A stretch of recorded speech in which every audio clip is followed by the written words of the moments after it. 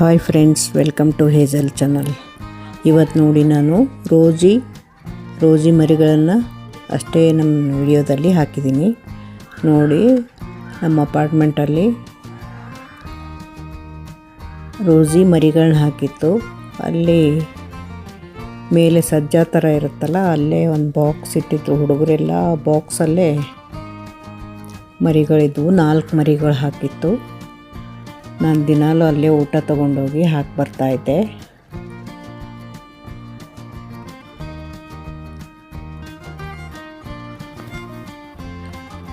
ನೋಡಿ, ಸ್ವಲ್ಪ ದಿನ ಬಿಟ್ಟು ಅವನ್ನ ಎಲ್ಲ 4 ಮರಿಗಳನ್ನು ಯಾರೋ ಹೋಗಿ ಚರಂಡೀಲಿ ಹಾಕಿ ಬಂದಿದ್ರಂತೆ. ಪಕ್ಕದ ಇನ್ನೊಬ್ಬರು ತೊಗೊಂಡು ಬಂದು ಬಾಕ್ಸಲ್ಲಿ ಇಟ್ಟಿದ್ರು ಮನೇಲಿ. ನಾವೆಲ್ಲ ಸೇರಿ ಅವನ್ನ ಕೆಳಗಡೆ ತೊಗೊಂಡು ಬಂದು ಒಂದು ಶೆಡ್ ಥರ ಇದೆ, ಅಲ್ಲಿ ಬಿಟ್ಟಿದ್ವಿ. ಇಲ್ಲಿ ಎಲ್ಲ ಪೇಂಟಿಂಗು ಅದು ಇದು ಬಾಕ್ಸ್ ಇಟ್ಟಿರ್ತಾರೆ, ಅಲ್ಲಿ ಬಿಟ್ಟಿದ್ದು. ಅಲ್ಲಿ ಚೆನ್ನಾಗಿ ಆಟ ಆಡ್ಕೊಂಡಿದ್ವು ತಾಯಿ ಜೊತೆ. ನೋಡಿ, ಒಂದಕ್ಕಿಂತ ಮರಿ ಒಂದು ಕ್ಯೂಟಾಗಿದ್ವು. ನೋಡಿ, ತಾಯಿ ಮರಿ ರೋಜಿ 4 ಮರಿ ಹಾಕಿತ್ತು. 4 ಮರಿಗಳು ಕ್ಯೂಟಾಗಿತ್ತು. 2 ಗಂಡು 2 ಹೆಣ್ಣು ಇತ್ತಂತೆ ಅದರಲ್ಲಿ. ನೋಡಿ, ಇದಂತೂ ತುಂಬ ಕ್ಯೂಟಾಗಿತ್ತು. ಬ್ರೌನಿ ಅಂತಿದ್ವಿ ಎಲ್ಲರೂ.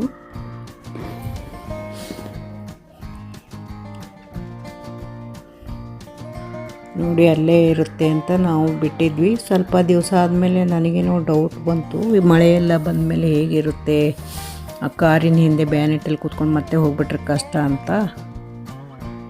ನೋಡಿ, ಅವುಗಳೆಲ್ಲ ಅಲ್ಲೇ ಆ ರೂಮಲ್ಲೇ ಇದ್ವು. ಆಮೇಲೆ ನಾನು ಮನೆಗೆ 2 ತೊಗೊಂಡು ಬಂದೆ. ಅವನ್ನೆಲ್ಲಾದರೂ ರೆಸ್ಕ್ಯೂ ಸೆಂಟರಿಗೆ ಕೊಡೋಣ ಅಂತ ತೊಗೊಂಡು ಬಂದೆ. 2-3 ಕಡೆ ಎಲ್ಲ ಫೋನ್ ಮಾಡಿ ಇಟ್ಕೊಂಡಿದ್ದೆ. ನೋಡಿ, ಎಷ್ಟು ಚೆನ್ನಾಗಿ ಆಟ ಆಡ್ತಾ ಇದ್ದಾವೆ 4 ಮರಿಗಳು. ನೋಡಿ, ಅವನ್ನ ನಾನು 2 ಮರಿ ಮನೆಗೆ ತಂದಿದ್ದೆ. ಎರಡೇ ಆಗುತ್ತಲ್ಲ ಅಂತ ಅವೆರಡು ಕೂಡ 4 ಮರಿಗಳನ್ನು ನಮ್ಮ ಮನೇಲಿ 2 ದಿವಸ ಇಟ್ಕೊಂಡಿದ್ದೆ. ಆಮೇಲೆ ಅದರ ತಾಯಿ ರೋಜಿ ತುಂಬ ಓಡಾಡ್ತಾ ಇತ್ತು, ಅಳ್ತಾ ಇತ್ತು. ಅದು ಆ ಕಡೆ ಈ ಕಡೆ ನೋಡಿ ಕಿರಿಸ್ತಾ, ಅದು ಮಕ್ಕಳಿಲ್ಲ ಅಂತ ನೋಡ್ತಾ ಇತ್ತು. ನನಗೆ ಅಯ್ಯೋ, ತಾಯಿ ಮಕ್ಕಳನ್ನ ಅಗಲಿಸಿದ್ರೆ ಇದು ಆಗುತ್ತೆ ಅಂತ ಪಾಪ ಬರುತ್ತೆ. ಮತ್ತೆ ತಂದು ಅಲ್ಲೇ ಬಿಟ್ಟಿದ್ದೆ.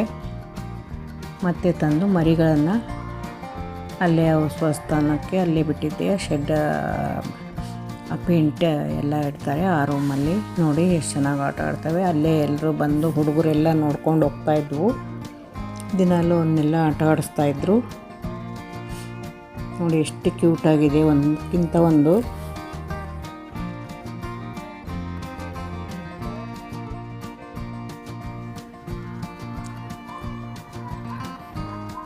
ನೋಡಿ, ಆಮೇಲೆ ಇದ್ದಕ್ಕಿದ್ದಂತೆ ಒಂದು 3-4 ದಿವಸ ಬಿಟ್ಟು ಆ 3 ಮರಿಗಳು ಕಾಣಿಸ್ತಾನೆ ಇರಲಿಲ್ಲ. ಒಂದೇ ಮರಿ ಮಾತ್ರ ಉಳ್ಕೊಂಡಿತ್ತು.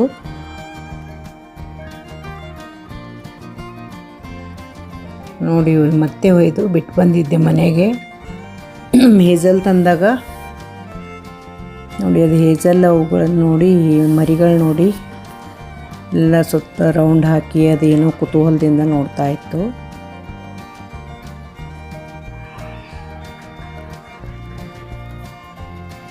ಮತ್ತೆ ಇನ್ನೂ 2 ತಂದೆ, 4 ಸೇರಿ ಮತ್ತೆ ಬಿಟ್ಟು ಬಂದೆ ಅಲ್ಲೇನೆ. ಪಾಪ ತಾಯಿ ಮಕ್ಕಳು ಆಗಲಿರ್ತವೆ ಅಂತ ಹುಡುಕ್ತಾ ಇತ್ತು ಮರಿಗಳನ್ನು ತುಂಬ. ಮತ್ತೆ ಹೋಗಿ ಅಲ್ಲೇ ಬಿಟ್ಟು ಬಂದೆ. ಎಲ್ಲವೂ ತಾಯಿ ಜೊತೆ ಚೆನ್ನಾಗಿ ಆಟ ಆಡ್ಕೊಂಡಿದ್ವು. 2-3 ದಿವಸ ಆದಮೇಲೆ 3 ಮರಿಗಳನ್ನು ಕಾಣೆ ಆದವು. 3 ಮರಿಗಳು ನೋಡಿ, ಇವನ್ನೂ ಸಮೇತ ಎಲ್ಲ ಬಿಟ್ಟು ಬಂದಿದ್ದೆ ನಾನು ಅಲ್ಲೇ. ಮತ್ತೆ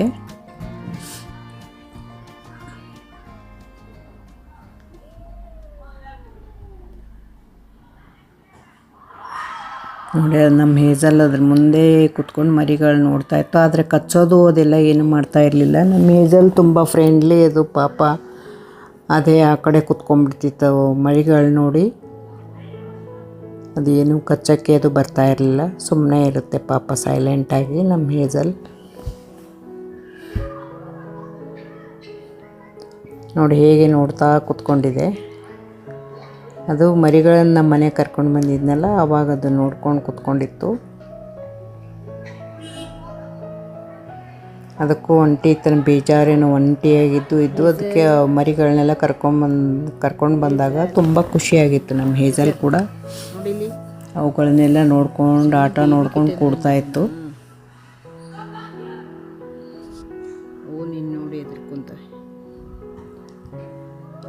ನಮ್ಮದೇ ಒಂದು ಲೋಕ, ಆದರೆ ಈ ಪ್ರಾಣಿಗಳ ಲೋಕನೇ ಬೇರೆ, ಒಂಥರ ಮುದ್ದಾಗಿ. ಅವಕ್ಕೆ ಗೊತ್ತಿರಲ್ಲ ಮುಂದೆ ತಾವು ಎಲ್ಲಿರ್ತೀವಿ ಅಂತ ಕೂಡ ಗೊತ್ತಿರಲ್ಲ. ಪಾಪ 3 ಮರಿಗಳು ಕಳೆದ ಮೇಲೆ ನಂಗೆ ತುಂಬ ಬೇಜಾರಾಗಿ, ನೋಡಲಿ ಬೆಕ್ಕು ಮರಿಗಳು ಇನ್ನೂ ಒಂದೇ ಮರಿ ಉಳಿದಿತ್ತಲ್ಲ, ಆ ಮರಿನೂ ಕರ್ಕೊಂಡು ಬಂದಿದ್ದೆ ನಾನು ಮನೆಗೆ. ಅದನ್ನೊಂದಾದರೂ ಎಲ್ಲಾದರೂ ಕೊಡೋಣ ಅಂತ, ಇನ್ನೇನು ಡಿಸೈಡ್ ಮಾಡಿದ್ದೆ ಎಲ್ಲಾದರೂ ಬಿಡೋಣ ಅಂತ.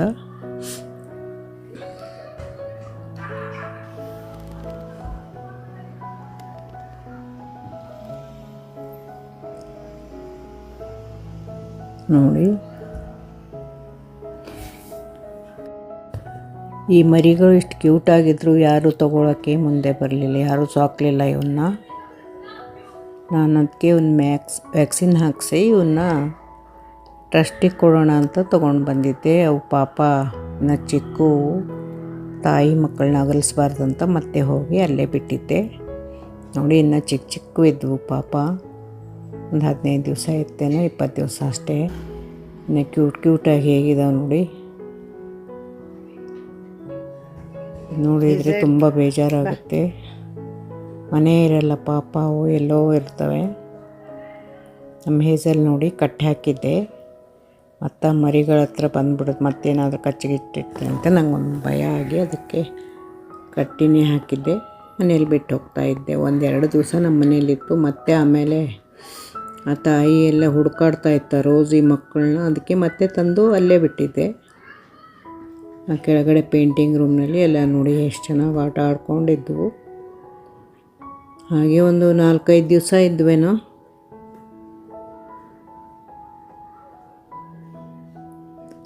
ಆಮೇಲೆ ಆ 3 ಮರಿಗಳು, ಒಂದೇ ಮರಿ ಮಾತ್ರ ಉಳಿದು 3 ಮರಿಗಳು ಎಲ್ಲಿ ಕಾಣೆಯಾಗಿಬಿಟ್ಟು ಇದ್ದಕ್ಕಿದ್ದಾಗೆ. ಯಾರೋ ತೊಗೊಂಡೋದ್ರೋ ಏನು ಮತ್ತೆ ಎಲ್ಲೋ ದೂರ ಬಿಟ್ಟು ಬಂದರೋ ಗೊತ್ತಾಗಲಿಲ್ಲ. ಅದು ಆ 3 ಮರಿಗಳು ಮಾತ್ರ ಇದುವರೆಗೂ ಕಂಡಿಲ್ಲ. ಒಂದೇ ಮರಿ ಉಳ್ಕೊಂಡಿತ್ತು ಪಾಪ. ಈಗ ನೋಡಿ, 4 ಮರಿಗಳು ಇದ್ದಾಗ ಇದು ಕ್ಲಿಪ್ಪಿಂಗ್ ತೊಗೊಂಡಿತ್ತು. ಎಷ್ಟು ಚೆನ್ನಾಗಿ ಆಟ ಆಡ್ತು. ತಾಯಿ ಕೂಡ ಅಲ್ಲೇ ರೋಜಿ ಜೊತೆ. ನನಗೂ ಖುಷಿ ಆಯಿತು. ಆ ರೋಜಿನ ತಾಯಿ ಮಕ್ಕಳನ್ನ ಅಗಲಿಸ್ಬಾರ್ದು ಅಂತ ಮತ್ತೆ ತಂದು ಬಿಟ್ಟಿದ್ದೆ. ನೋಡಿ ಎಷ್ಟು ಚೆನ್ನಾಗೆಲ್ಲ ಅಲ್ಲೇ ಇದ್ವು. ನೋಡಿ, ಎಲ್ಲ 4 ಮರಿಗಳಿದ್ದು ನೋಡಿ. ಈ ಜಗತ್ತಿನಲ್ಲಿ ಮನುಷ್ಯರು ಪ್ರಾಣಿಗಳಿಂದ ಕ್ರೂರವಾಗಿರ್ತಾರೆ ಅಂತ ಗೊತ್ತು. ಚರಂಡಿಲೋ ಎಲ್ಲೋ ಬಿಟ್ಟು ಬರ್ತಾರೆ ಪಾಪ. ಚಿಕ್ಕ ಮರಿಗಳು ಇರ್ತವೆ, ಅವನು ಹೋಗಿ ಚರಂಡಿಲೋ ಎಲ್ಲೋ ಆ ಕಡೆ ದೂರದ ಊರು ಆಚೆ ಆ ಕಡೆ ಎಲ್ಲೋ ಬೇರೆ ಏರಿಯಾದಲ್ಲಿ ಬಿಟ್ಟು ಬರ್ತಾರೆ. ಅವ್ರಿಗೆ ಮನಸ್ಸಾದ್ರೆ ಹೇಗೆ ಬರುತ್ತೋ ಏನೋ. ನೋಡಿ, ಇಷ್ಟು ಕ್ಯೂಟಾಗಿ ಆಟ ಆಡ್ತಾ ಇದ್ದಾವೆ ತಾಯಿ ಜೊತೆ. ಮನುಷ್ಯರೇ ಎಲ್ಲ ಕಟಕರು ಅನಿಸುತ್ತೆ ಅದೆಲ್ಲ ನೋಡಿ. ಅವನ್ನೆಲ್ಲೋ ಚರಂಡಿಲಿ ಅಲ್ಲಿ ಇಲ್ಲಿ ಬಿಟ್ಟು ಬರ್ತಾರಲ್ಲ ಸಣ್ಣ ಮರಿಗಳ್ನ, ಒಂದು ಸ್ವಲ್ಪ ನೆಮ್ಮದಿಯಾಗಿರೋಕ್ಕೂ ಬಿಡಲ್ಲ ಅವಕ್ಕೆ. ಒಂದು ಮರಿ ಮಾತ್ರ ಇತ್ತು, ಇನ್ನು 3 ಕಾಣೆಯಾಗಿದ್ವು. ಇದುವರೆಗೂ ಆ 3 ಮರಿಗಳು ಪತ್ತೆನೇ ಇಲ್ಲ. 3-4 ದಿವಸ ಆಯಿತು.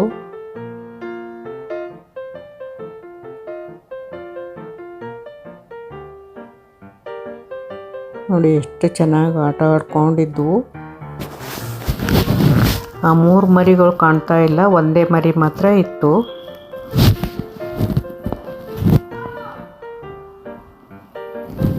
ಇನ್ನಿಲ್ಲಿ ಬಿಟ್ಟರೆ ಮರಿಗಳು ಈ ಒಂದು ಮರಿ ಕೂಡ ಇರಲ್ಲ ಅಂತ ಒಂದು ಮರಿನ ಮನೆಗೆ ಕರ್ಕೊಂಡು ಹೋದೆ. ಅದು ಒಂದನ್ನೇ ವ್ಯಾಕ್ಸಿನ್ ಹಾಕಿ ಕೊಟ್ಬಿಡೋಣ ಟ್ರಸ್ಟಿಗೆ ಅಂತ ನಮ್ಮ ಮನೇಲೆ ರೂಮಲ್ಲೇ ಇಟ್ಟಿದ್ದೆ ಒಂದು ಮರಿನ. ಅದಕ್ಕೆ ಊಟ ಹಾಕಿ ಟ್ರೈನಲ್ಲೆಲ್ಲ ಲಿಟರ್ ಹಾಕಿ ಅದಕ್ಕೆಲ್ಲ ಅನುಕೂಲ ಮಾಡಿ ಒಂದು ರೂಮ್ನಲ್ಲಿ ಬಿಟ್ಟಿದ್ದೆ. ಅದು ಒಂದು ದಿವಸ ಚೆನ್ನಾಗಿತ್ತು, ಆಮೇಲೆ ಅರಿಸ್ತಾ ಇತ್ತು ಪಾಪ. ತಾಯಿ ನೆನಪಾಯ್ತು ಏನೋ.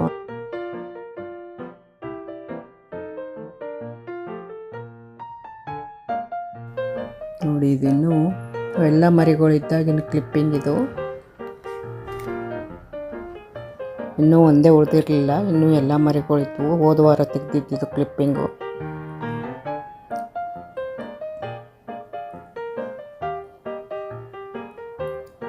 ಇಷ್ಟೆಲ್ಲ ಮರಿಗಳನ್ನ ಎಲ್ಲರೂ ನೋಡ್ತಾರೆ, ಅವಕ್ಕೇನಾದರೂ ಒಂದು ವ್ಯವಸ್ಥೆ ಕಲ್ಪಿಸ್ಕೊಡೋದಿಲ್ಲ ಜನಗಳು.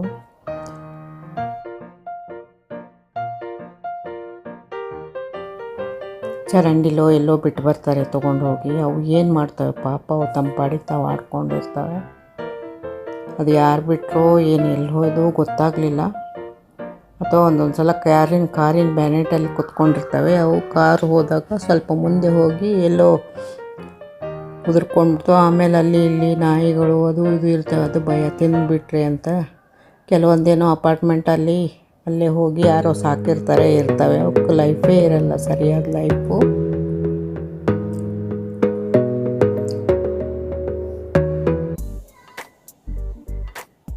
ನೋಡಿ ತಾಯಿ ಖುಷಿಯಾಗಿತ್ತು.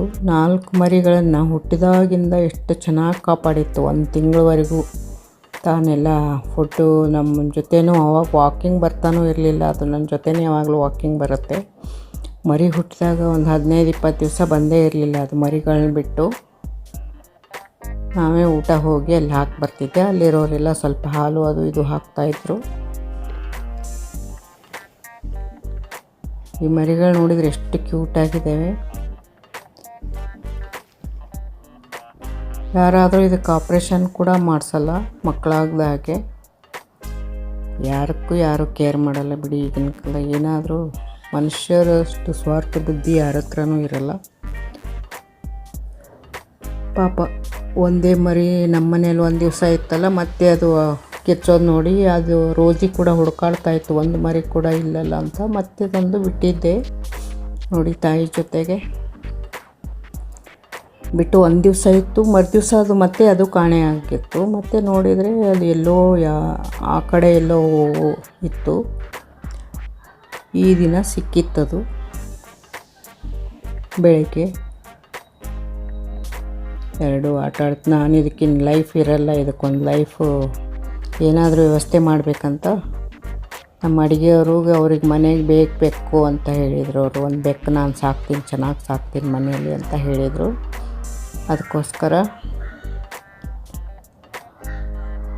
ಅವ್ರಿಗೆ ಕೊಟ್ಟು ಆಟೋದಲ್ಲಿ ಕಳಿಸಿದೆ. ಅದಕ್ಕೆ ಹಾಲಿಗೆ ಎಲ್ಲ ದುಡ್ಡು ಕೊಟ್ಟು ಕಳಿಸಿದೆ ಆಟೋ ಮಾಡಿ. ಅದಕ್ಕೆ ವ್ಯಾಕ್ಸಿನ್ ಹಾಕಿಸ್ತೀನಿ ಅಂತಲೂ ಹೇಳಿದ್ದೀನಿ. ಪಾಪ ಬೆಕ್ಕುಗಳು ಎಲ್ಲಾದರೂ ಮರಿ ಹಾಕಿದರೆ ಆ ತಾಯಿ ಮರಿಗೆ ಸ್ವಲ್ಪ ನೆಮ್ಮದಿಯಾಗಿರೋಕ್ಕೆ, ಸ್ವಲ್ಪ ಮರಿಗಳು ದೊಡ್ಡವಾಗೋವರೆಗೂ ನೆಮ್ಮದಿಯಾಗಿರೋಕ್ಕೆ ಅವಕಾಶ ಕಲ್ಪಿಸ್ಕೊಡಿ.